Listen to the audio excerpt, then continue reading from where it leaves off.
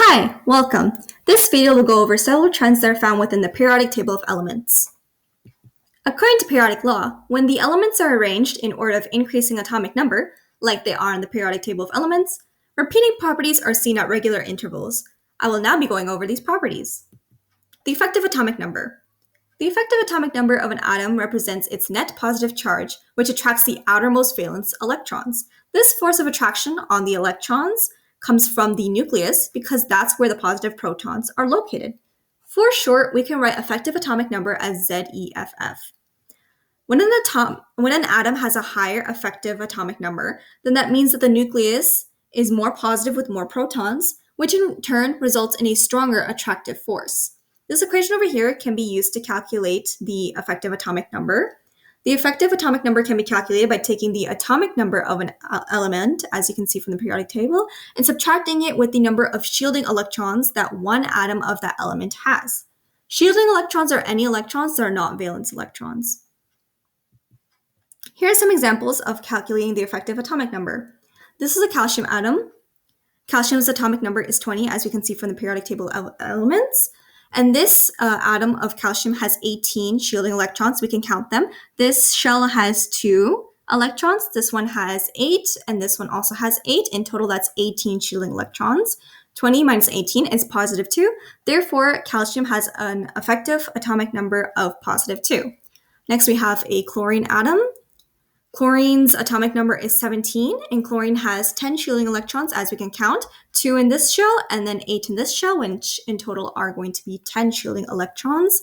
17 minus 10 is positive 7. Therefore, the effective atomic number of chlorine is positive 7. Here we have a periodic table of elements with the effective atomic number trend. As you move down a period from left to right, the effective atomic number of the elements increases. This makes sense because the elements on the far right of a period have more protons in comparison to the ones on the left. As you move up a group, the effective atomic number increases. This makes sense because the elements at the top have less shielding electrons when compared to the elements at the bottom. The next property that I'll be going over is the atomic radius. The atomic radius of an atom is the distance from the center of an atom to its outermost edge. Here we have a hydrogen molecule. It's made up of 2 hydrogen atoms. This distance here from the center to the outermost edge is the atomic radius of hydrogen. If an element has a greater effective atomic number, then the atom of that element would have a smaller radius. This makes sense because the stronger positive attraction from the nucleus brings the outside of the atom more towards the inside, creating a more compact atom. Here we have a periodic table with the atomic radius trend. As you move down a period from left to right, atomic radius gets smaller. This makes sense as the effective atomic number is increasing, causing the atoms to become smaller. So these elements over here would have smaller atoms when compared to these ones over here. Furthermore, the atomic radius decreases as you move up a group. This makes sense because the elements at the bottom have atoms with many more shells compared to the elements at the top. So hydrogen has only 1 shell, where francium has 7. More shells overall create a larger atom. The next property that I'll be going over is ionization energy.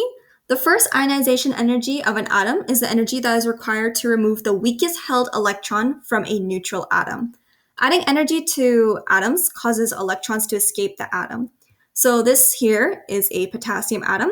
Its first ionization energy is 418.7 kilojoules per mole. So that's the energy required in order to remove this electron here. We're moving this one first because it's on the outermost edge of the atom. It's the valence electron of this atom. The second ionization energy is the energy required to remove the next electron. So you can say the second electron. But as we see here, the next electron is within a stable shell of potassium. Since potassium is stable after getting rid of its first electron, it won't want to let go of any more electrons. Therefore, if we want to remove any of the electrons in this shell over here, we would have to add way more energy than we did before.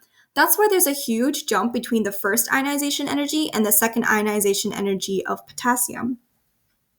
The general rule is that when an atom has a greater effective atomic number, it will have a greater first ionization energy. This makes sense as the atoms with greater positive attraction will require more work or energy to remove an electron from it. Here we have a periodic table with the ionization energy trend. As you move down a period from left to right, the ionization energy increases. This makes sense as these elements over here have a greater effective atomic number and are smaller, so the outermost electrons would require more energy to be removed. The ionization energy also increases as you move up a group. This makes sense as the atoms at the top are smaller and have a greater effective atomic number, making it more difficult to remove the outermost electron. The last property that I'll be talking about in this video is electronegativity. Electronegativity is the relative attraction that an atom has for bonding electrons. So here we have an example. We have a sodium atom and we have a chlorine atom. When these two react, we create a compound called sodium chloride, which is also known as table salt. When these two atoms bond, the electron from sodium goes to the chlorine atom. Why is this the case?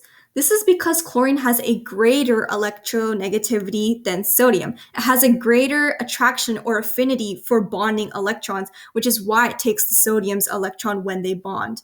Sodium has an electronegativity of 0.93, while chlorine's is 3.16. After the electron goes to chlorine, both atoms are happy and stable. So this is where the reaction stops. The overall rule is that when an atom has a greater effective atomic number, it has a greater electronegativity. This makes sense as a greater positive attraction would also attract bonding electrons to the atom. Here we have a periodic table with the electronegativity values for each element. You will notice that as you move down a period from left to right, the electronegativities increase. This makes sense as these atoms have a greater effective atomic number compared to these elements.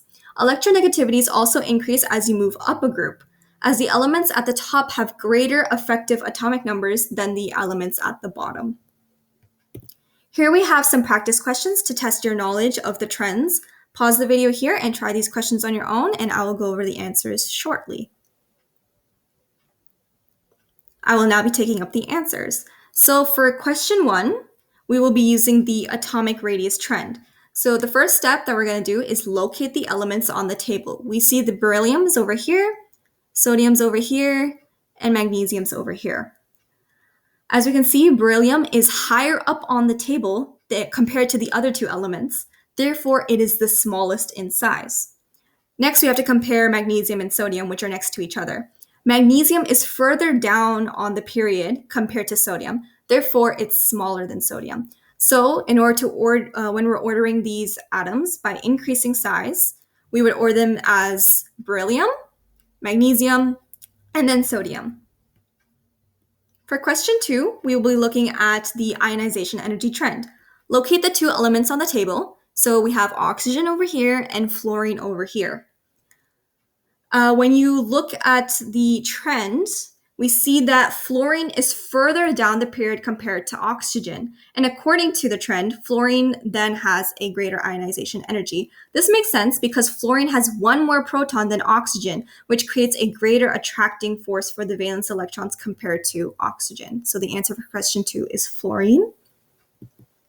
For the last question, we'll be looking at the electronegativity trend. Again, locate the elements on the table. So we have calcium all the way over here, and we have nitrogen all the way over here. As you see, calcium is on the far left of the table, while nitrogen is on the far right. Furthermore, calcium is also below nitrogen on the table. It's down here on the 1, 2, 3, 4th period, while nitrogen is on the 2nd period. So overall, according to the trends, nitrogen has a greater electronegativity as calcium. And this is indeed correct. When we read the values, we see that nitrogen has an electronegativity of 3, while calcium has it of 1. So overall, nitrogen has a greater electronegativity than calcium. This makes sense as nitrogen wants more electrons in order to become stable, while calcium wants to get rid of electrons in order to become stable, not accept more. So here are the final answers to the questions. For the first one, it's beryllium, magnesium, then sodium. For the second question, the answer is fluorine. And for the third one, the answer is nitrogen. All right, that's it for this video. Hope you found it helpful and informative. Remember to subscribe and share for more videos just like this. Thank you for watching.